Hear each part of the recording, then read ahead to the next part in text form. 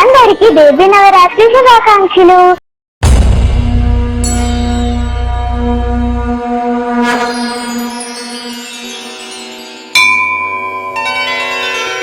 నవరాత్రులలో 8వ రోజు ఆ జగన్మాత అమ్మవారు శ్రీ సరస్వతి దేవిగా మనకి దర్శనమిస్తారు.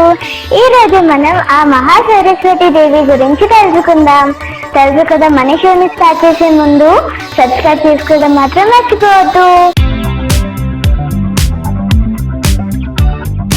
సరస్వతి నమస్తుభ్యం వరదే కామరూపిణి విద్యారంభం కరిష్యామి సిద్ధి భవతు మే సదా. పద్మపత్ర విశాలాక్షి పద్మకేసర వర్ణిని నిత్యం పద్మాలయా దేవి సమం పాతు సరస్వతి. సరస్వతి దేవి చదువుల తల్లిగా ఆరాధింపబడుతుంది. ఈ దేవి త్రిమూర్తులలో ఒకరైన బ్రహ్మదేవేరి. వేదాల పురాణాలలో విపులంగా సరస్వతి నది గురించి ప్రస్తావించబడింది. కొన్ని పురాణాలలో సరస్వతి దేవి గురించి, సరస్వతి నది గురించి ప్రస్తావించబడతాయి. నవరాత్రి వసంత పంచమి ఉత్సవాలలో సరస్వతి దేవి ఆరాధన ప్రముఖంగా జరుగుతుంది. ఋగ్వేదంలోను, దేవి భాగవతంలోను, బ్రహ్మ వైవర్త పురాణంలోను, పద్మ పురాణంలోను సరస్వతి దేవి గురించి వివిధ కథనాలు ఉన్నాయి. సరస్వతి దేవి ఆద్యంతరహిత శక్తి స్వరూపిణి అని వివిధ స్తోత్రాలలోనూ స్తుతిస్తారు. బ్రహ్మ సకల సృష్టికర్త గనుక సరస్వతిని కూడా బ్రహ్మే సృష్టించాడని, సృష్టి కార్యాన్ని నిర్వహించడానికి బ్రహ్మకు శక్తి స్వరూపిణిగా సరస్వతిని శ్రీ మాతాదేవి ప్రసాదించింది అని దేవి భాగవతం చెప్తుంది. సరస్వతి దేవిని బ్రహ్మకు విష్ణువు ఇచ్చాడని మరొక కథ.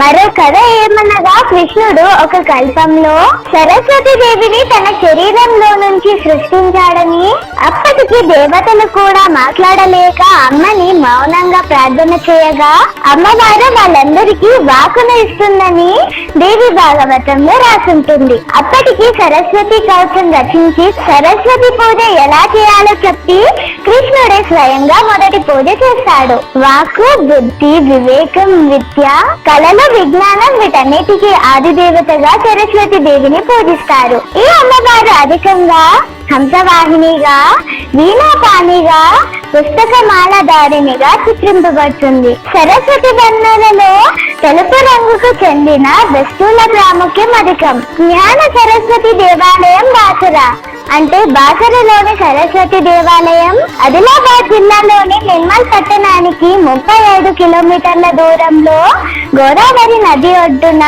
ఈ దేవాలయం ఉంది. కాశ్మీర్ లోని శారదాదేవి ఆలయం అత్యంత పురాతనమైనది అని చెప్పబడుతుంది. ఇప్పుడు పాకిస్తాన్ ఆధీనంలో ఉన్న కాశ్మీర్ భూభాగంలోని ఈ మందిరం చారిత్రకంగా చాలా ముఖ్యమైనది. కాశ్మీర్ చరిత్రకారుడైన కల్హణుడు తన రాజతరంగిణిలో ఈ మందిరం గురించి విపులంగా రాశాడు. నమస్తే శారదాదేవి కాశ్మీర మండలవాసిని అన్న ప్రార్థన దేశమంతటా వినపడేది. చాందల్యమునికి శారదాదేవి ఇక్కడ ప్రత్యక్షమైందని కథనం. దేశమంతటి నుండి పండితులకు ఇది పరమ పవిత్రమైన క్షేత్రం.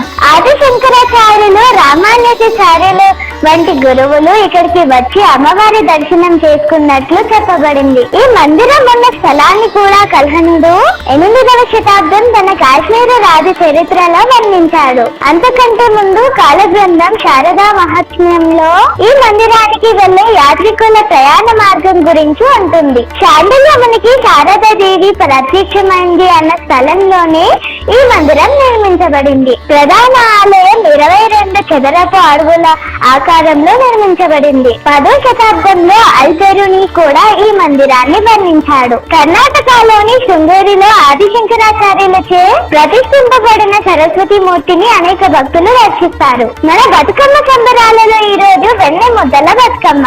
నువ్వులు, వెన్న లేదా నెయ్యి, బెల్లంతో కలిపిన నైవేద్యాన్ని బతుకమ్మకు సమర్పిస్తారు.